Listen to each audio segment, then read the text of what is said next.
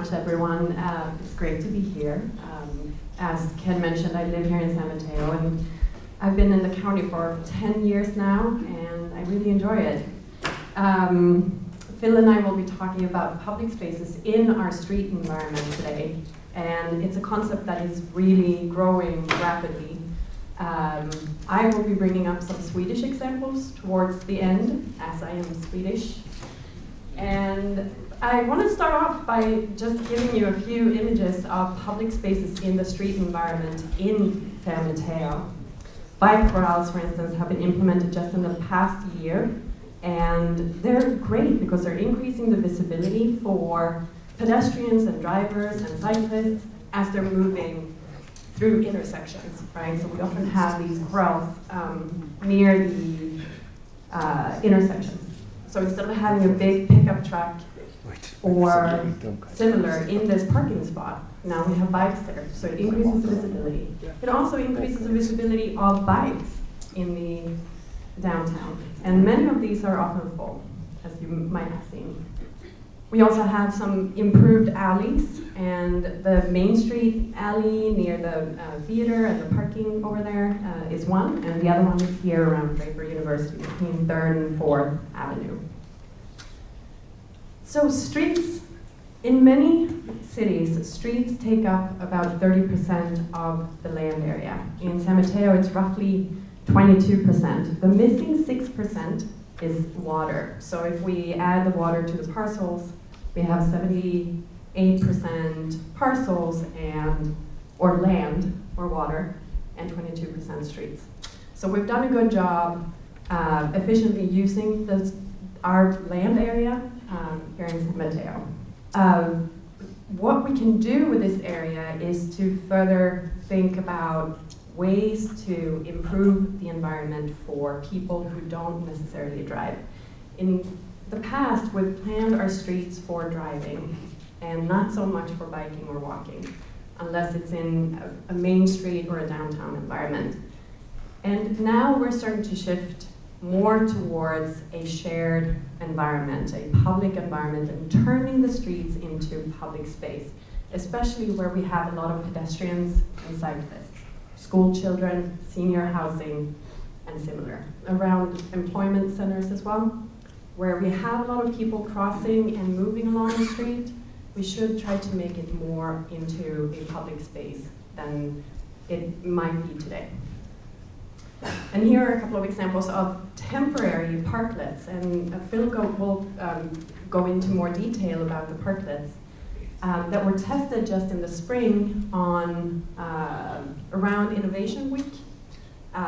These were both placed outside cafe environment, and they were popular. People were sitting in these spaces, and they took up a couple of parking spaces. So 6 parking spaces were lost for that week and a half when we had these parklets. But on the other hand, we also had more space available for pedestrians and anyone who was walking in the downtown to move around. And with that, I want to hand over to Phil, and then I'll come back towards the end. All right, so I'm going to talk about a couple of different ideas about how to use space within streets as public space. And those last 2 examples that Jessica showed really sort of exemplify a movement that's been happening for a number of years now. I don't know how active it is here in San Mateo, but a movement that's called Parking Day. And I can't actually remember which day of the year it is, but it basically for that day, people take over parking spaces and do something with them to make public space. And in a lot of communities, it'll be groups like landscape design firms or architects, and they'll create some structures and put it in the parking space and show how that space can be used. And I think it's sort of an example of impatience in changing the character of our streets. And the whole idea of complete streets is that we have a system of streets that we've developed over the years that's become quite auto-dominated, and how can we make those into places that work better for pedestrians and bicycles and for transit, but also, as Jessica pointed out, the amount of space in our cities that's given over to streets, how can we use them more as public space? We did work for the City and County of San Francisco developing their Better Streets Plan, looking at creating a new set of guidelines and approaches for the streets in San Francisco to do this kind of complete streets movement. Nelson Nygaard was on our team for that. And one of the things that happened during that process, I think, is again an example of this impatience. Doing a plan like that in a city like San Francisco can take a lot of time to develop the plan, and then you have to go through all the steps to implement it. What happened was the city started looking at what are called parklets, and then this other idea called pavement to parks, and started implementing these while the Better Streets Plan was still being planned.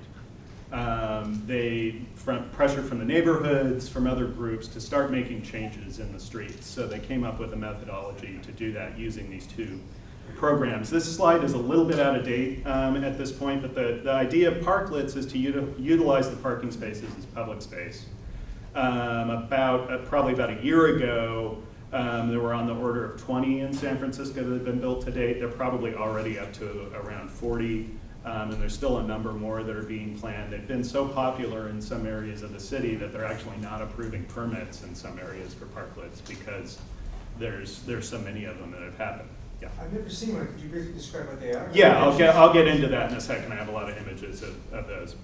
And then pavement to parks is an idea that through the engineering that we've done in our streets, and sometimes it's actually because of historic streetcar or something like that, we have excess pavement within the street, and how can you take that and through using very simple materials transition that area into public open space. And at the time, again about a year ago, there were about 8 pavement to parks projects that had been built in San Francisco, and they've continued to do more. They've developed a program that's become a model for a lot of other communities throughout the US to look at how San Francisco goes about approving parklet installations. So it's administered by the Public Works Department. The Planning Department was very involved in setting up the approvals process. The parklets can be constructed, a private entity has to be responsible for the parklet and the construction and the management of it. And sometimes it's community benefit districts, it may be an adjacent business or property owner, community organizations. There's actually at least one that's an adjacent resident who decided to take the in front of his lot and turn it into public open space. And then there are other ways to do them on more of a case-by-case basis. So the idea is that you construct something that can be easily removed. Not very many parklets have been removed so far once they've been built. There's been a few cases where they have been, but the idea is that it's temporary. Because it's the adjacent property owner, it's typically the sort of ownership feeling for that parking space or spaces that are going away is related to that business, but you do have to get approval from adjacent property owners. And there's a pretty simple fee process and approvals process that they go through. This diagram in the corner there is sort of the more typical construction technique for these, is using a steel frame on the roadbed and then putting some sort of wood or pavement or metal on top of that to create the surface of it. And then the detailing of how the joint works, where you come up to the sidewalk is really important because you have to work with the American Disabilities Act. These have to be accessible. And you can see maybe here in this one that it's all angled because our streets have crowns in them, so they drain. But you need to make a flat surface for the parklet. So there's a lot of details in terms of how to make that work. Recently in Berkeley, a new parklet was built that had a completely new construction technique that I hadn't seen anywhere before, that a local architect came up with and got the city to approve. They laid down a plastic sheets that's used in construction that are really strong and poured concrete on top of it. And there's very minimal connections between the asphalt and the concrete. It weighs a lot, so it's not going anywhere. It's just going to rest against the curb. But it'll be really easy to come in if they have to and just jackhammer it and take it out.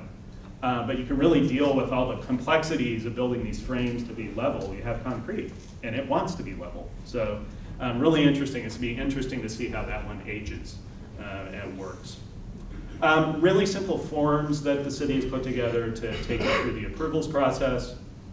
And again, it's really focused on getting approval for removal of the parking spaces from all the adjacent uses, but then also establishing liability and all of those sorts of things for the folks who are responsible for maintaining the parklet. So here's a few examples. This is on 24th Street. There's a couple of these on 24th Street. This one's really interesting. One of the sponsors was a children's store, and there is a part of the parklet in front of them where they have some play equipment for kids. This is a table where they can draw, and they leave supplies out for the kids to draw with. So they do get somewhat localized to the adjacent uses. This one is at a cafe on Valencia Street. Valencia Street, if you want to see a lot of parklets all at once, go to Valencia Street. There's a lot of parklets on that street. And this one is integrated, this hanging bicycle parking, and they have vines that climb up on the structure. One of the things to point out here is the sign. They're public space. So even though the cafe it's mostly people from the cafe that are out using this, if I lived in this neighborhood, I could go and sit and read a book because it's a public space. So the people who are managing the space have to deal with those sorts of issues, and it does become a more active public space. There's one on a side street off of Valencia that I don't have a picture of, that an adjacent art gallery put out, and they've actually changed over what's on top of the parklet a couple of times, had artists come in and build things. And for a period of time, they had a puppet playhouse there, and a group of puppeteers would come in periodically on weekends, and the neighborhood kids would come, and it had kind of become a social space for the adjacent neighborhood. One in San Francisco, it's on Powell. It was designed by Walter Hood, who's a landscape architect over in Oakland and on the faculty at UC Berkeley, has done a lot of work nationally. This one was interesting because it was sponsored by Audi.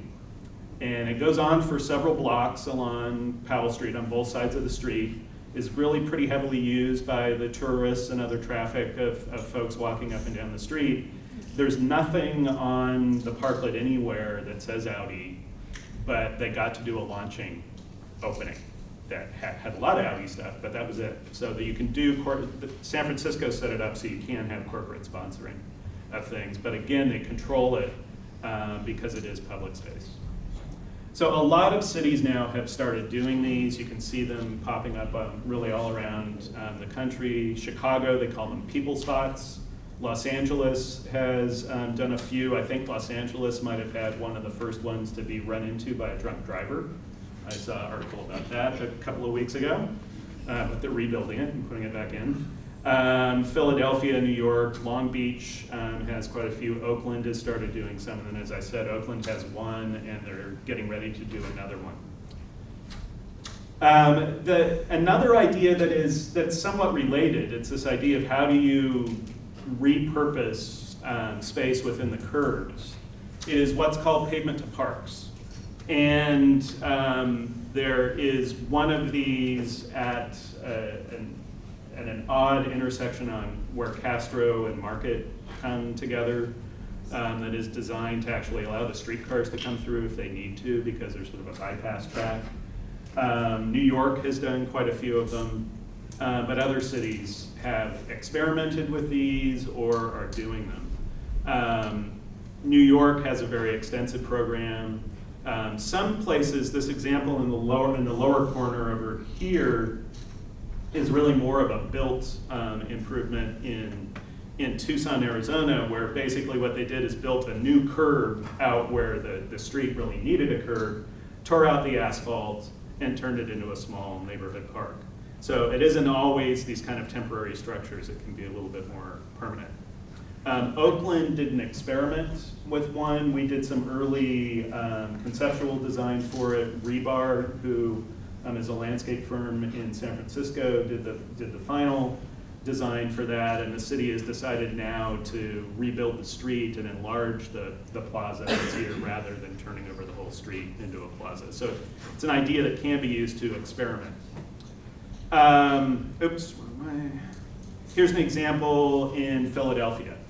So you see these a lot in places where angled streets come together because often the use of the street is pretty inefficient. You can see the early attempt to turn that into a park. Probably not super successful, maybe not attracting the right crowd. And that one little strip of asphalt was really probably hardly ever used. So they converted it into this. And by using paint and planter boxes, using street tables and umbrellas, these are often some of the things that you see in defining these pavement to parks. Here's an example in New York. This one involves also the redesign of the street. So you can see how that street on the right-hand side becomes more multimodal, has a cycle track, and it looks like, I'm not super familiar with this, but it looks like a people track too. So right here, a little pedestrian symbol, and they just painted the pavement. This is also a paint on the pavement. New York is actually now known amongst cities that are doing this kind of thing for the effort that they put into with coming up with this paint. Because painting asphalt and getting it to be something that is stable and a smooth surface is kind of a challenging thing. And I don't know the exact recipe, but it involves elastomers and sand and all sorts of things to make it a safer surface than just plain painting over the sidewalk. But then you see, a lot of creative effort goes into the planter boxes and different things that go into this. It's one of the things that's interesting about this is they evidently even had funding to improve the hot dog stand umbrella. Another example from Oakland, we've been working on Telegraph Avenue and making it a more multimodal street, and there's some angled intersections and opportunities for open space. This is called Casper's Corner because this is an old burger joint hot dog stand called Casper's that's been closed for a long time, but it's this very odd, very small flat iron building with a lot of pavement around it. And the business improvement district in the area has been interested in doing something with it. The Bicycle Coalition has been interested in making it better for bicyclists. And so we did some pro bono work for them looking at how to design this as a pavement to parks improvement. And you can see in this image here that there is a lot of pavement there to try and turn into a park. So it's a great opportunity. And we did this work before we got the project to look at Telegraph, but here's some of the images of that. The idea that maybe you could bring in food trucks, or it's probably not quite large enough for a farmer's market, but different kinds of community activities that could come in to that. Since then, working on the project, we developed something that's a concept for something that would be more permanent, where you would actually reconstruct the curbs and make it more into a park space. And there's some interest in the community to do this, and probably as a follow-on project at some point in the future, the city will work with the surrounding businesses and neighborhood and try and turn this into a more useful public space. This is an interesting example. Long Beach actually has a number of interesting parklets and pavement to park elements. This is actually taking part of a parking lot adjacent to a street that was getting a lot of new retail activity and turning it into public open space. So this is a somewhat programmed space. There is the food truck there. And then I believe the local business improvement district manages the chairs and tables. There's also things that happen in some neighborhoods that may be temporary, may sort of become permanent. This is an example in Seattle of some people in the neighborhood just taking an intersection and painting it as sort of a mark for you're in our neighborhood, and taking a large intersection and making it a more interesting space. Another example from Portland, Oregon. So there's a lot of things that you can do just by applying paint. And one of the things that we've been doing on this project on Telegraph is looking at defining a long-term set of improvements where you might do curb bulb outs.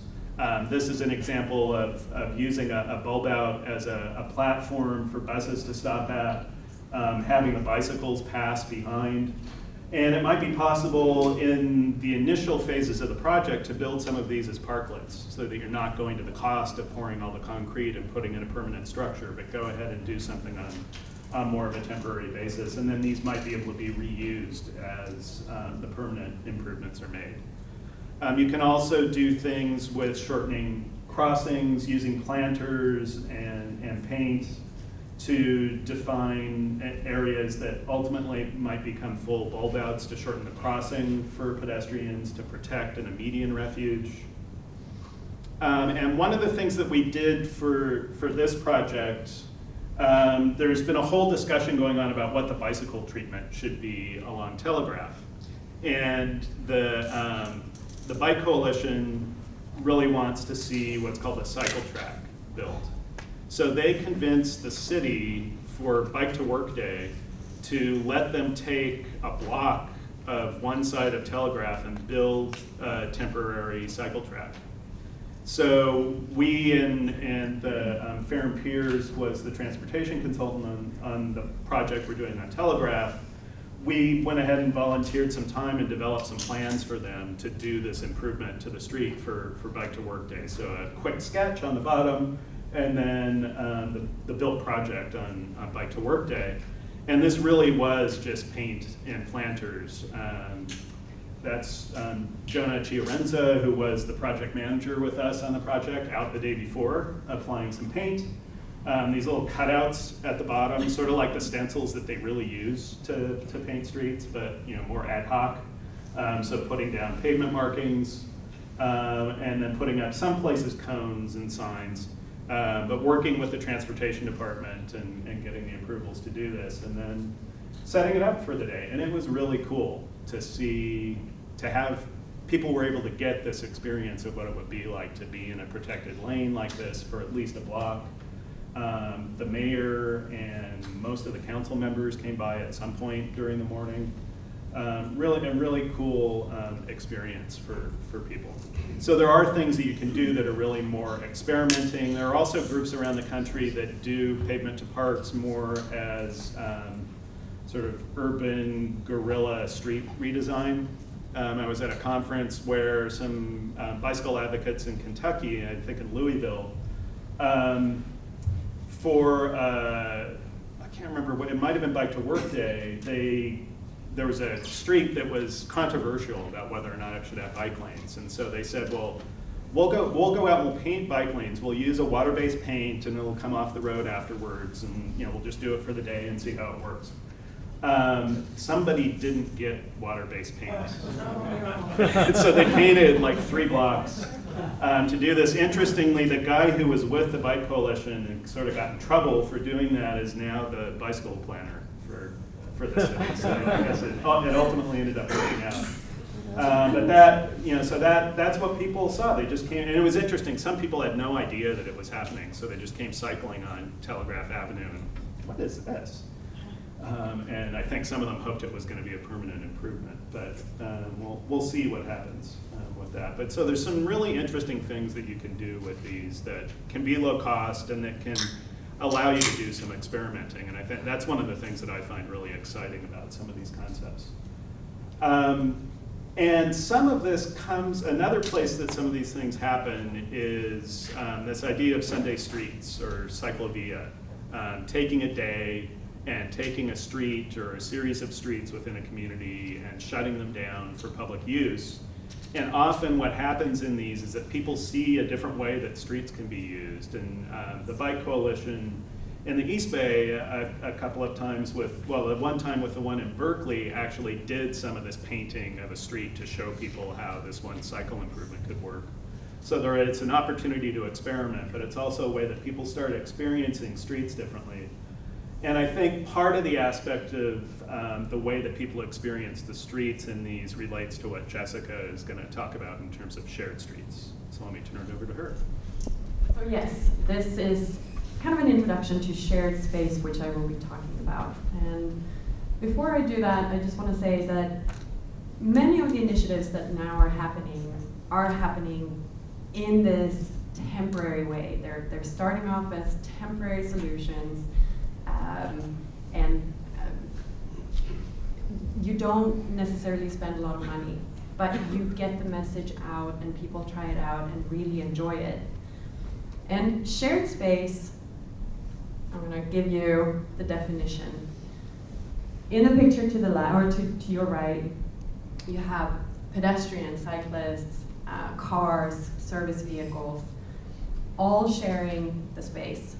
And in many places here in the US, we do have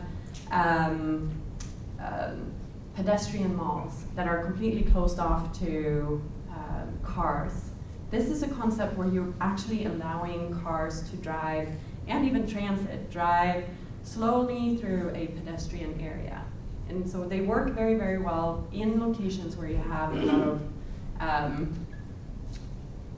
people moving.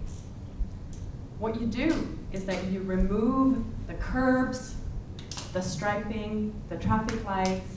All you may have are signs at the entrance of these shared space locations stating that this is a shared space and that everyone is sharing the road. You enhance the character and the expression of the location of this street. And this kind of planning and design encourages interaction and improved social behavior. You have to interact with everyone that you're facing. And you let the users negotiate and you treat each other with respect. So today we have, with the traffic lights and the signs, we're so focused on just following the rules and looking at the signs rather than being interactive with anyone else on the road. And they're called shared space in Europe, and this was a concept that has been around for forever.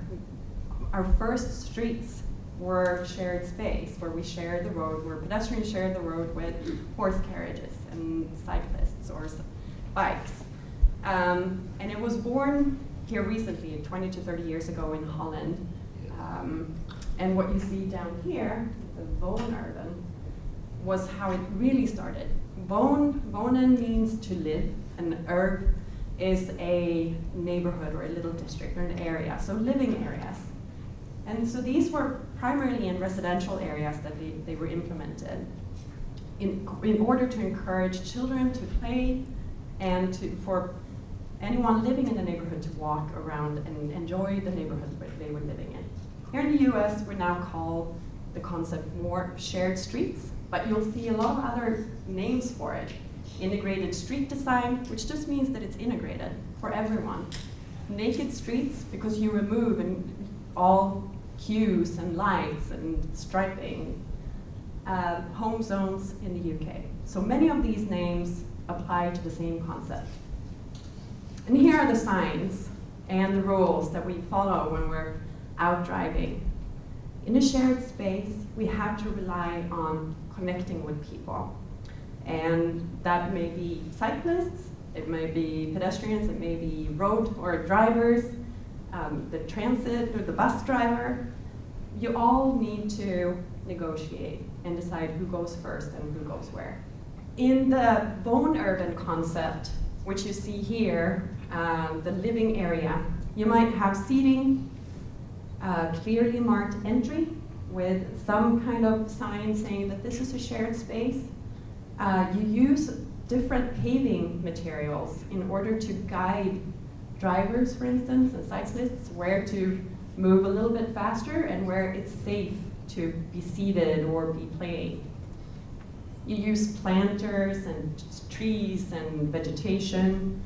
You may use the bend in a travel lane by having parking or planters, and this encourages slower driving and also more eye contact. There are typically no continuous curbs. It's usually curbless. And there are parking spaces, since this is a living area, a residential area. And there may be kids playing, and there may be a playground. So this is the typical Vaughan urban concept. So again, a little bit more what it is. You design the streets with no visual differentiation between the car space and the pedestrian space. You remove the curbs, barriers, signs, road markings, and all road users share the same surface. And by removing the traffic lights and the road markings, it is a perceived, you are in an area where danger is perceived. And it's true. It's also disorganized and a little bit chaotic, but it also makes you more aware of everyone around you. You have to have eye contact, and you do create and encourage social zones. And there are plenty of benefits. So one of the things, this is Europe, right? And back in, say, 30, 40 years ago, many of the communities and countries in Europe had similar auto dependence that we have here in the US. But what many of the European cities did was to really invest in street design that encouraged biking, walking, and driving and taking transit. It was a multimodal approach back then. Today, many of those cities and communities have upwards of 50% of the community taking, walking, biking, or taking transit to work, for instance. It's not impossible, and what we see here is we're seeing more and more people walk and bike and take transit. So it's slowly happening here. It doesn't change instantly, and it's what works in one community may not work in another. We have hills, we have distances, and it's important to keep in mind that it's not a model that fits everywhere, but it's a concept that can work in many of the communities and in the main street or downtown districts that we have. So I'll be coming back to this example from Sweden in a town that I grew up in, actually. And this is a shared space. It looks chaotic. And there are actually 5 intersection segments that come in together here.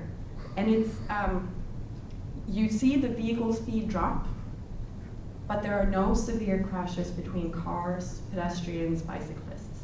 If there are conflicts, they are stopped or prevented before there is a crash, because you move slowly through this intersection. And this is an example from London, Kensington Street, which is a commercial street, right? And that's the other thing, that this concept works both in residential areas and in commercial areas, where you have a lot of pedestrian and bicycle movement.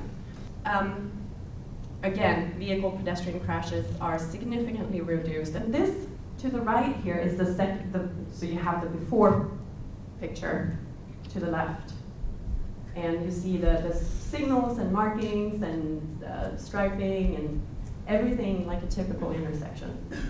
And here we have a more of a public space, not necessarily very well used in this image, but it depends on the time of day. The surprising thing with these shared spaces is that you actually have an increased traffic flow. And this may seem very, very counterintuitive. By not having to stop for a minute or 30 seconds or 2 minutes or being stuck at a signal for 2 minutes, you're constantly moving. Even if you're moving at 5 to 15 miles per hour, you are moving. You're not standing still. So in most communities where you implement these shared space features or designs in a longer segment, you actually have an increased traffic flow. And overall, the travel time is actually shorter to get across the city. And a couple of other examples where you have the bikes, the parking, the cars, and transit. So you may have transit coming down these narrow shared space solutions. There are concerns, and especially for the disabled community. Visually impaired persons require cues such as curbs, audible pedestrian signals, tactile paving, the curb ramps,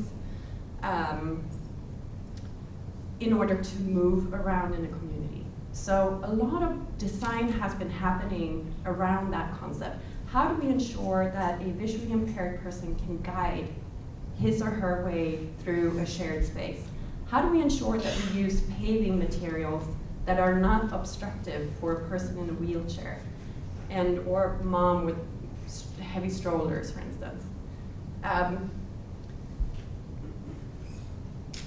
I'm reading the last one here. Shared streets do not provide a safe area away from traffic for the disabled and elderly. And that's one of the concerns. But the solution is really to use your public space to provide safe areas for children playing, whether there's a fountain for play or a water structure or just seating areas where it is safe. And it has to be clear to the driver that you're entering a very different environment, and it's working extremely well. So it's not only in Europe that we have shared space.